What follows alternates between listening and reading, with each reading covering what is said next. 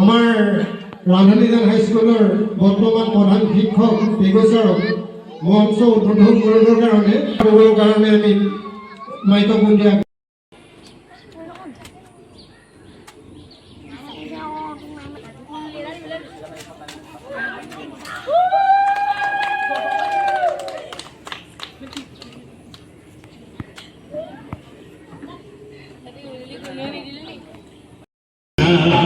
রুদ্রুয়াবর কারণে মাটি বানকা বলাই দেখুন আহিনি রং তৈরে যা লগে লগে দৌড়ে আহি নিউটি হতর মা আর বলাই নামি আহি নামি নিয়ে যা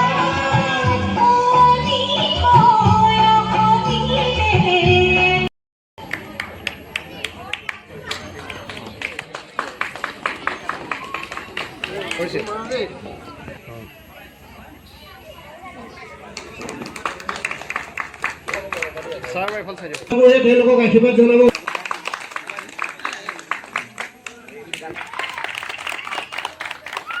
দীঘলকৈ হাত চামৰিতে মাৰিব আপোনালোকৰ আশীৰ্বাদ এয়া উঠি অহা প্ৰজন্ম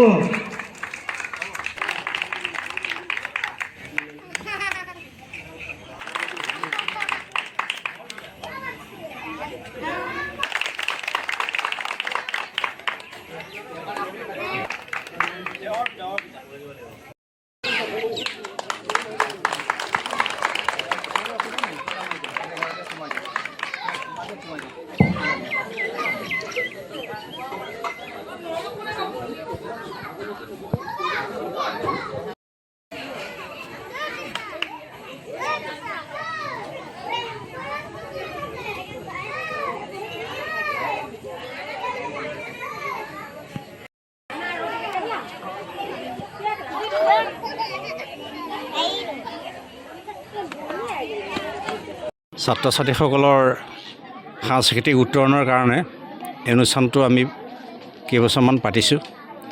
বিশেষকৈ এটা সাংস্কৃতিক গোষ্ঠী পঞ্চপল্লৱ নামৰ এটা অনুষ্ঠান আমি জন্ম দিছোঁ আৰু তেওঁলোকে অদূৰ ভৱিষ্যতে এই সংস্কৃতিৰ লগত জড়িত হ'বলৈ উৎসাহিত হ'বলৈ আৰু নতুন নতুন সৃষ্টি কৰিবৰ কাৰণে তেওঁলোকৰ মনত কিছুমান চিন্তা যাতে উদয় হ'ব পাৰে সেইকাৰণে আমি এটা প্ৰচেষ্টা হাতত লৈছোঁ আৰু ইয়াৰ জৰিয়তে আমি আঞ্চলিক ভিত্তিত বা জিলা ভিত্তিত কেইজনমান শিল্পী আমি সৃষ্টি কৰিব পাৰিছোঁ। গতিকে অদূৰ ভৱিষ্যতে এই অনুষ্ঠানটোৰ যোগেদি আমি ৰাজ্যিক ৰাষ্ট্ৰীয় ইত্যাদি মঞ্চলৈ তেওঁলোকক যাতে আমি পঠাব পাৰোঁ আৰু আমাৰ এই অঞ্চলটো উত্তৰ পশ্চিম যোৰহাটৰ যিটো পিছপৰা অঞ্চল বুলি মানুহে কয় আৰু সেই নামটো আমি যাতে উঠাই দিব পাৰোঁ মচি দিব পাৰোঁ তেনেকুৱা এটা প্ৰচেষ্টা হাতত লৈছোঁ। গতিকে আমাৰ এই অঞ্চলটোৰ ছাত্ৰ ছাত্ৰীসকল লগতে যুৱক যুৱতীসকলে যাতে তেওঁলোকৰ জীৱনটো ভালদৰে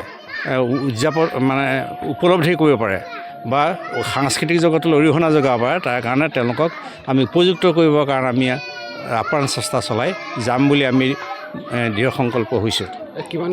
আমি যাতে তেওঁলোকৰ জীৱনটো আৰু উন্নতি হয় তাৰ কাৰণে অনুপ্ৰেৰণা যোগাবৰ কাৰণে আমি এই অনুষ্ঠানৰ জৰিয়তে তেওঁলোকক আমি কি কৰিছোঁ আমি সুবিধা দিছোঁ যে ভৱিষ্যতে তেওঁলোকে আৰু শৈক্ষিক জগতত বৌদ্ধিক জগতত যাতে অৰিহণা যোগাব পাৰে। আজি এটা বৰ ভাল দিন হিচাপে মোৰ উপলব্ধি হৈছে। আজি বহাগৰ মাহৰ 31 তাৰিখ আৰু বহাগ মাহ আজি শেষ হৈছে। সেই মুহূৰ্ততে আমাৰ এই অঞ্চলত কেইবাখন গাঁৱৰ ছাত্ৰ ছাত্ৰীয়ে মেট্ৰিক আৰু হাই ছেকেণ্ডেৰীত যি ফলাফল কৰিছিলে তাক আমি সমূহ ৰাইজৰ আগত প্ৰকাশ কৰিব বিচাৰিছোঁ। আৰু মই ৰান্ধনীজান হাইস্কুলৰ প্ৰধান শিক্ষকে আমাক এই অনুষ্ঠানটো কৰাত যি সহায় সহযোগিতা আগবঢ়াইছে আমি ছাৰকো ধন্যবাদ জ্ঞাপন কৰিছোঁ।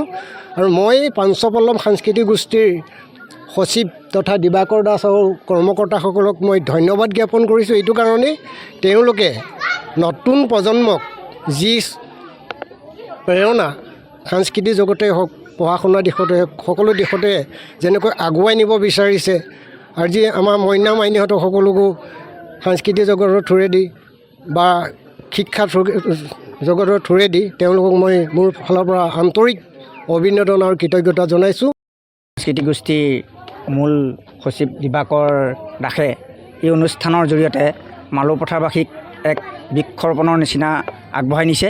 যিহেতু সৰ্বদৈ খেলপথাৰত তেওঁ এটা বৃহৎ অনুষ্ঠান পাতি গৈছে যোৱা কিছুদিনৰ আগতে, আৰু এই মালৌপথাৰত আজি যিটো সম্বৰ্ধনা অনুষ্ঠান পাতিছে শিক্ষাৰ্থীসকলক, সেই শিক্ষাৰ্থীসকলেই নহয় পাছত যিসকল উঠি আহিছে তেওঁলোকৰ কাৰণেও এইটো এটা উজ্জ্বল নক্ষত্ৰ।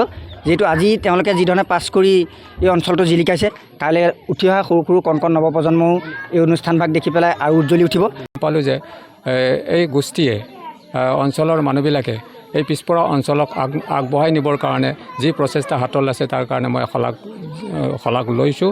আৰু এই বিদ্যালয়খনৰ পৰা এই বছৰ যিখিনি ছাত্ৰ ছাত্ৰী উত্তীৰ্ণ হৈছে, সুখ্যাতিৰে উত্তীৰ্ণ হৈছে, মই অহাৰ পাছত গম পালোঁ যে আমাৰ 40জন শিক্ষাৰ্থীৰ ভিতৰত 26জনেই পাছ কৰিছে। তাৰ ভিতৰত ভাল গুণসম্পন্ন ছাত্ৰ ছাত্ৰী ওলাইছে।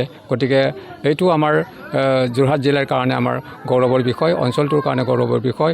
আৰু এই ছাত্ৰ ছাত্ৰীসকলক এই গোষ্ঠীটোৱে যে উৎসাহিত কৰিবৰ কাৰণে আজিৰ যিটো অনুষ্ঠান আয়োজন কৰি তেওঁলোকক এখন মানপত্ৰ দিয়াৰ কথাও চিন্তা কৰিছে। গতিকে এই অনুষ্ঠানটোৱে ভৱিষ্যতে এনেদৰে যিকোনো ভাল কাৰ্যসূচী ল'ব বুলি আশা কৰিম।